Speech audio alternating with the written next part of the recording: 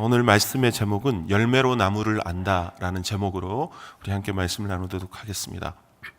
오늘 본문 말씀을 쭉 읽으면서 자동적으로 우리의 시선이 멈춰서는 것이 있죠.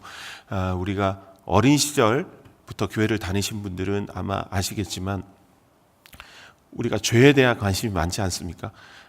하나님께서 기뻐하시는 삶을 살고 싶지만 또 우리가 살다 보면 죄를 저지르며 살게 되는데 주일학교 때 선생님께 여쭸던 기억이 납니다. 선생님, 혹시 용서받지 못하는 죄가 있나요? 이러면 우리 수준에서의 그 죄를 막 생각하죠. 엄마를 속인 거, 약간 좀 안 좋은 생각을 한 거, 이런 사람을 죽인 거, 이런 죄사함을 받을 수 있는 그 한계에 대해서 우린 궁금해서 선생님께 묻거나 목사님, 전도사님께 물었던 기억이 납니다. 그렇기 때문에 오늘 더더욱 사실 오늘 본문 말씀에서 멈춰서게 되는 지점이 이 지점이죠. 죄사함을 받지 못하는 죄가 있다니. 성령의 모독죄라는 죄. 근데 사실 이 성령을 모독하는 죄가 구체적으로 어떤 죄인지 사실 좀 막연합니다. 성령을 모독하는 게 도대체 어떤 죄지라고 우리가 생각할 수 있는 것이죠.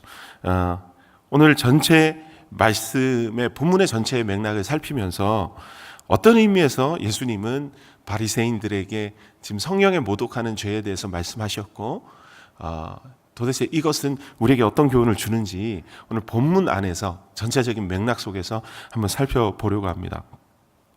첫 번째, 오늘 본문을 읽으면서 우리 가운데 의문점이 드는 것이 하나가 있을 수 있습니다. 무엇이냐면 성령의 모독죄는 도대체 얼마나 큰 죄이길래 죄사함을 받지 못하는 걸까라는 것이죠. 성령을 도대체 어떻게 모욕해야 하고 모독할 수 있는 것이죠. 오늘 본문에서 중요한 초점은 사실 진짜 죄를 용서받을 수 있을까 없을까라는 문자적인 의미보다 조금 더 큰 의미가 있는 것 같습니다. 12장 앞부분부터 보면요, 예수님의 대화와 바리새인의 대화가 이렇게 서로 대결하는 장면이 나오는데요. 어떤 장면이냐면 성령께서 하시는 일과 바알세불이 하는 일, 이 두 가지가 예수님과 바리새인의 대화 사이에서 대립되고 있는 것을 보게 됩니다. 여기에서 바로 성령을 모독하는 것이 얼마나 심각하고 큰 죄인지를 우리는 연결지어서 생각해 볼 수 있습니다. 22절에서 30절까지 어제 우리가 함께 살펴봤는데요. 여기서 말씀에서는 이렇게 나오죠. 예수님의 기적이 바알세불의 힘을 빌어서 일으킨 것이라고 바리새인들이 모함하고 모독하죠. 그때 이제 예수님께서 성령께서 하시는 일이라고 말씀하셨습니다. 성령께서 일으키시는 치유의 사역은 단순히 어떤 보기 좋은 기적의 사건이 아니죠. 성령의 일하심은 신약 성경에서 성령의 일하심은 하나님 나라가 이 땅 가운데 임재하셨음을 선언하는 상징적인 사건이고 표적입니다. 성경을 살펴볼 때 예수님께서 사역하실 때 마태복음 3장 13절에서 17절까지의 말씀이 본문이 있는데요. 우리가 함께 자막을 통해서 함께 보도록 하겠습니다. 우리가 많이 여러분들이 아시는 말씀이긴 하지만 그래도 한 번 더 보도록 하겠습니다. 마태복음 3장 13절에서 17절까지 말씀이 자막이 준비가 안 된 것 같습니다. 우리 한번 찾으셔서 같이 한번 보도록 하겠습니다. 한 절씩 교독하도록 하겠습니다. 제가 먼저 읽겠습니다. 이때 예수께서 갈릴리로부터 요단강에 이르러 요한에게 세례를 받으려 하시니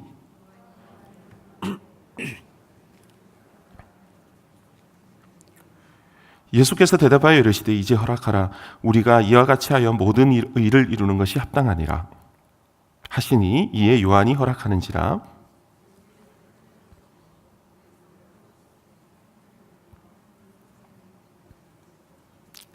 같이 읽겠습니다. 하늘로부터 소리가 있어 말씀하시되 이는 내 사랑하는 아들이요 내 기뻐하는 자라 하시니라. 아멘. 오늘 이 마태복음 3장 13절에서 17절까지의 말씀은 성경에 살펴볼 때 성부, 성자, 성령, 삼위 하나님이 동시에 등장하는 두 번째 장면이죠. 첫 번째 장면은 창세기 1장에서 천지를 창조하실 때 나타났던 장면이고요. 두 번째 장면이 바로 이 장면입니다. 무슨 의미일까요? 바로 하나님께서 이 땅 가운데 하나님 나라를 새롭게 창조하시고자 하는 그 창조의 선언을 이 장면을 통해서 우리에게 보여주시는 것이죠. 성부, 성자, 성령 하나님이 함께 동시에 등장하시면서 나타나시는데요. 의미가 무엇일까요?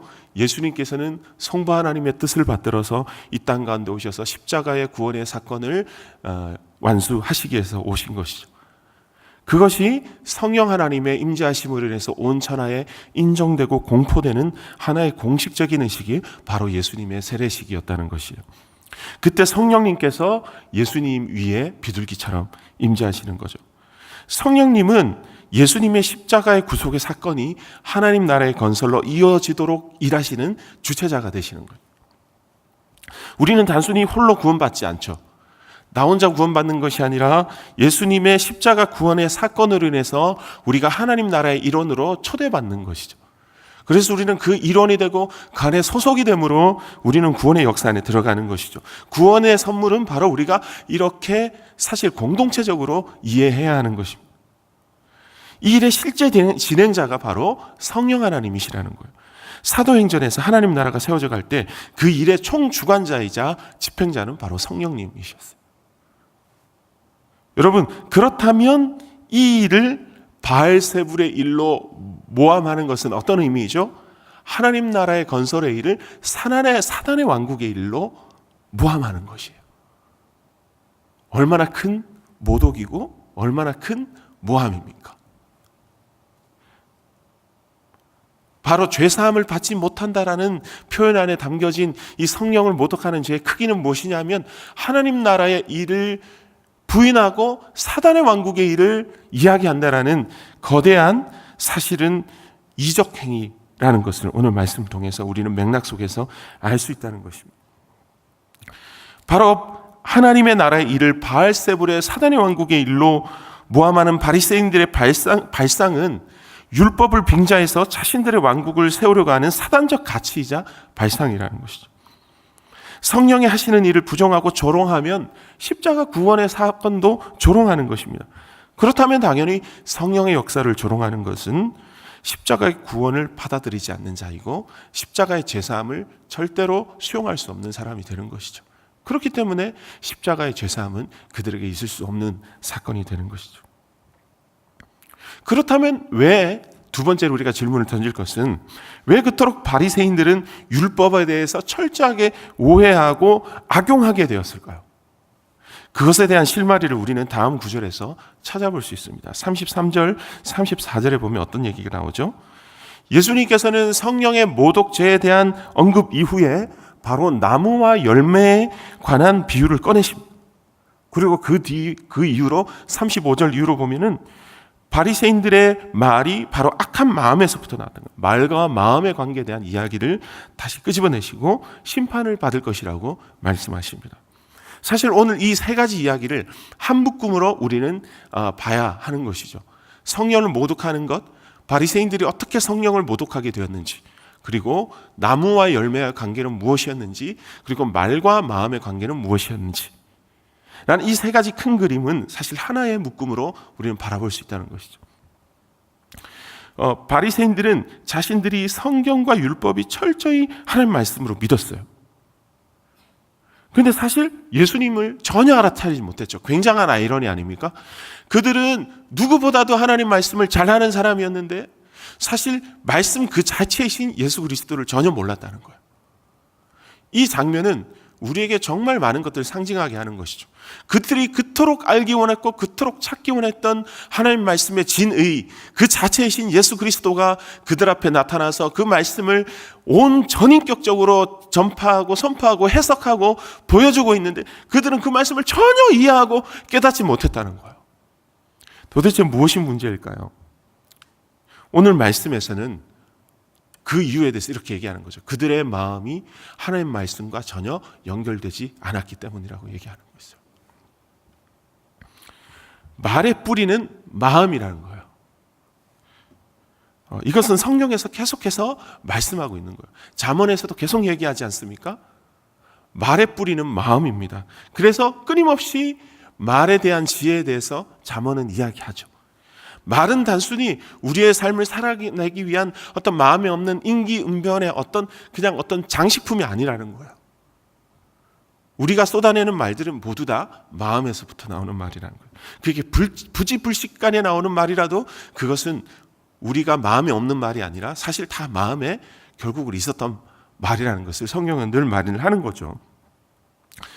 오늘 이 그림 속에서 우리는 주의 말씀을 묵상해야 되는 거죠. 무엇입니까?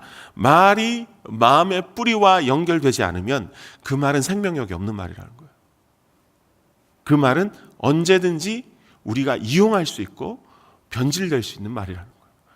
그래서 바리새인들은 하나님 말씀을 이용하고 변질시켜 그들의 왕국을 이루기 위한 도구로 사용하지 않았습니까? 우리의 말의 변질은 거기서부터 생겨나는 것이죠.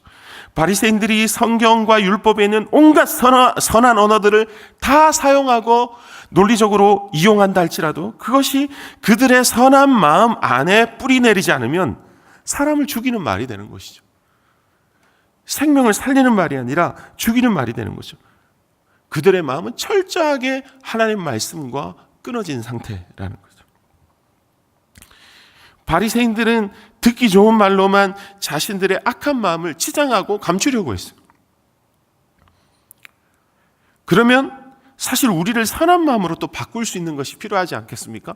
그렇다면 우리의 선한 마음이 우리의 말과 연결되어야 우리의 말이 선한 말이 된다는 건데, 선한 열매가 맺혀진다는데 우리의 마음 어떻게 선하게 될까요? 오늘 본문 속에서 우리는 다시 한번 되새길 수 있죠. 바로 성령께서 예수 그리스도, 말씀 되신 예수 그리스도, 또 우리가 오늘 말씀을 읽고 있는 이 말씀을 통해 우리의 마음을 선하게 만드신다는 거죠. 우리의 마음을 선하게 바꾸신다는 거죠.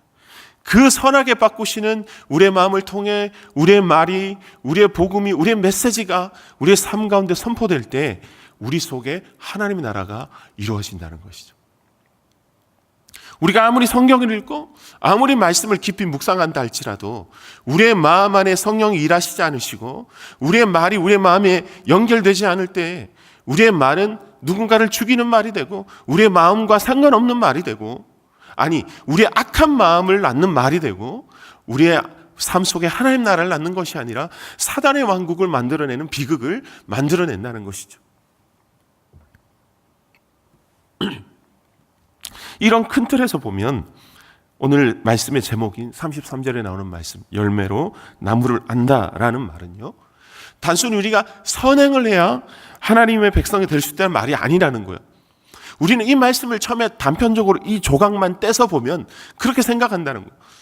열매로 나무를 안다 그랬는데 주님, 제 삶의 꼬라지를 보니까 도대체 제가 이런 모습입니다. 하나님 어떻게 해야 될까요? 그리고 선한 열매를 인위적으로 만들어내려고 막 노력하면서 산다는 거예요. 그러면 어떻게 됩니까? 결국은 우리도 모르는 사이에 우리는 공로주의자가 되는 거예요. 우리가 선한 열매를 맺기 위해서 막 노력하면 마치 우리가 선한 나무가 될 것 같아요. 근데 오늘 말씀이 무엇이라고요? 그렇지 않다는 것이요. 우리 마음 안에 성령께서 하시는 선한 일이 우리의 마음을 선하게 만들어내시고 바꿔내실 때 우리 안에 선한 말을 만들어내고 선한 메시지를 만들어낼 때 우리에게 선한 열매가 맺힌다는 거예요. 그게 뭡니까? 하나님 나라의 백성의 삶에 일어나는 표지라는 거예요. 우리는 이 33절에 열매로 나무를 안다라는 이 말씀을 그 맥락 안에서 이해해야 하는 것이죠. 성령께서 십자가의 구원을 우리의 마음에 깊이 깨닫게 하실 때, 예수 그리스도의 십자가의 구원을 깊이 깨닫게 하실 때 우리의 악한 마음이 성령의 은혜로 십자가 보혈로 새롭고 선하고 정결하게 될 때 우리의 마음이 선하게 되고 비로소 우리가 하는 말이 진정한 열매를 맺게 되는 것이 바로 그리스도인의 삶의 진리라는 것이죠. 37절을 우리가 잠시 보면 생각해 볼 수 있는 거죠. 뭡니까? 말은 우리의 생각과 마음의 열매라는 거예요. 네 말로 의롭다함을 받고 내 말로 정죄함을 받으리라고 그랬지 않습니까? 말은요, 생각과 마음의 열매입니다. 말을 통해서 우리의 생각과 마음, 또 우리의 중심에 있는 모든 것이 다 드러나고 표현해죠. 그렇다면 구체적으로 어떤 열매인지를 사실 12장 말씀 앞부분에 보면 바리새인과 예수님의 말의 차이를 통해서 우리는 발견할 수 있어요. 14절과 15절에 보면 바리새인과 예수님의 말이 단적으로 비교를 합니다. 바리새인들은 예수님을 어떻게 죽일까 논의하지만 예수님께서는 죽음이 있는 사람들에게, 죽음을 앞두고 있는 공포에 빠진 사람들에게 고침과 치유를 허락해 주세요. 생명이신 예수님의 말씀은. 19절과 20절의 말씀은, 19절의 말씀에 보면은 바리새인들은 다툽니다. 들렙니다. 하지만 예수님 말씀은 무엇입니까? 20절의 말씀 보면 예수님 말씀은 상한 갈대를 꺾지 않고 꺼져가는 심지를 끄지 않는 생명의 말씀이라는 거예요. 예수님의 말씀이 우리 가운데 들어올 때 우리의 마음이 아무리 바리새인과 같은 마음이라 할지라도 그 안에 예수님의 마음이 우리에게 심길 때 우리에게 15절과 20절과 같은 하나님의 말씀의 영향력이 우리의 삶 가운데 일어날 것이고 우리는 구원을 경험하게 될 것이라는 것이죠. 말씀을 정리하도록 하겠습니다. 그렇게 성령님은 예수님의 십자가 구원을 우리의 마음에 깊이 깨닫게 하십니다. 그래서 우리가 하나님 나라의 백성이 되게 하는 것이죠. 그런데 바리새인은 성령님을 모독하고 욕합니다. 그래서 십자가 구원의 역사에 결코 낄 수 없는 존재가 된 것이죠. 죄사함을 받지 못한 존재가 된 것이죠. 마음이 없는 그리스도의 거짓말, 악한 마음에서 나오는 그들의 거짓말은 생명의 말씀도 거짓의 말씀으로 바꿔버리는 슬픈 비극을 낳았습니다. 성령께서 친히 우리의 마음을 십자가의 구원을 바꾸실 때 우리의 마음은 선한 마음이 되고 비로소 우리의 말은 생명력을 가지게 되고 결국 우리는 그런 우리의 존재의 변화를 통해서 하나님 나라를 이뤄가게 되는 것이죠. 저는 이 말씀을 준비하면서 저의 상황에 대해서 묵상했습니다. 저는 아침에 새벽에 나오면 항상 기도하게 되는 것은 무엇이냐면 첫 번째는 우리 진원들을 위해서 기도합니다. 첫 번째는 우리 간사님들, 리더님들을 위해서 그리고 우리 또 우리 진원들을 위해서 이제 기도합니다. 그 다음에 이제 저의 사역을 위해서 기도하겠죠. 그러면 어떤 사역을 기도하면 하나님 제가 말에 실수하지 않게 도와주세요. 이렇게 기도합니다. 말에 실수하지 하나님 제 입술에 파수꾼을 세워주세요 라고 처음에는 그렇게 기도하다가 다음엔 어떻게 기도하냐면 하나님 제 입술과 제 마음과 생각에 성령의 파수꾼을 세워주십시오. 그래서 제가 당장에 듣기 좋은 말을 하는 목회자가 되지 않고 그 사람의 꼭 필요하고 성령께서 하기 원하시는 말을 좀 힘들어도 하는 용기를 가진 목회자가 되게 해주십시오 라고 기도합니다. 잘 되진 않지만 기도합니다. 그러면 어떨까요? 오늘 하루 내가 뱉어내는 말이 어떤 열매를 맺을까 생각하게 되는 거죠. 그리고 이 말이 나의 삶에 어떤 내 마음에 어떤 열매에서부터 나왔을까 묵상하게 되는 것이에요. 그렇다면 사실 신방을 하면 저는 많은 걸 경험해요. 얘기를 하면요. 성도들이 막 얘기하면 막 적극적으로 반응하고 막 하는 것 같은데 한 일주일 정도 지나가지고 갑자기 말이 들려와요.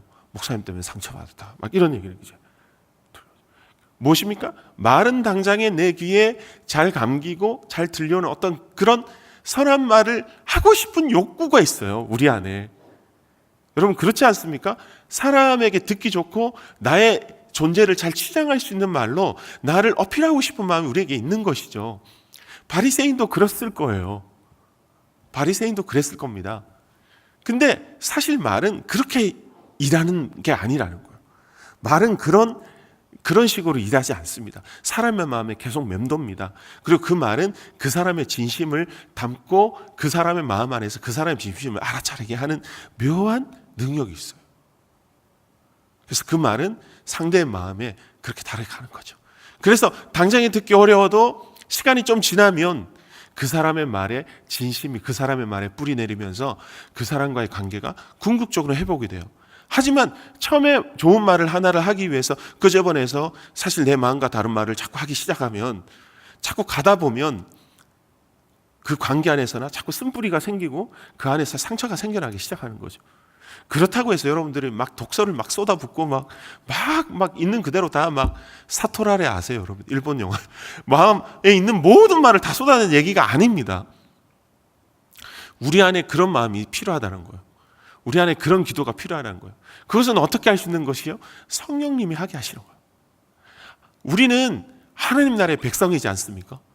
하나님 나라는 우리의 작은 말을 통해서, 우리의 모든 관계를 통해서, 우리의 모든 실천 속에서 하나님의 말씀을 먹고 살아가게 하시고 전하게 하세요.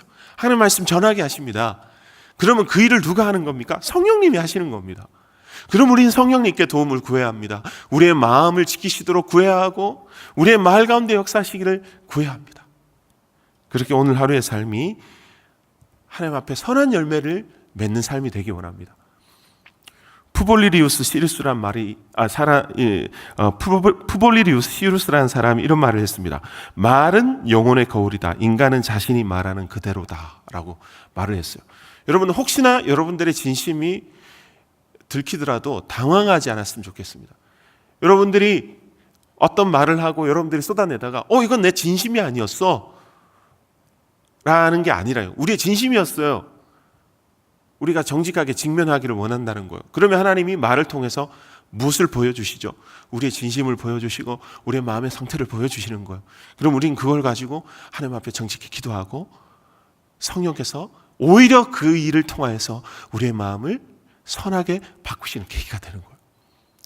그게 오늘 하루의 삶이, 오늘 말씀이 그렇게 여러분들의 삶의 열매를 맺는 은혜가 있기를 원합니다. 공교롭게도 마태복음 13장 뒤로 보면 씨 뿌리는 자의 비유가 나오잖아요. 말씀에 씨 뿌리는 자의 비유가 나옵니다. 마음에 말씀의 씨를 뿌리는 비유가 나올 거죠. 그런 성령님의 일하심이 오늘 하루 여러분들의 일상 가운데 충만하시기를 주님으로 축복합니다. 이 시간에 그렇게 오늘 말씀을 우리 묵상하면서 함께 기도하며 나가시도록 하겠습니다. 함께 기도하겠습니다.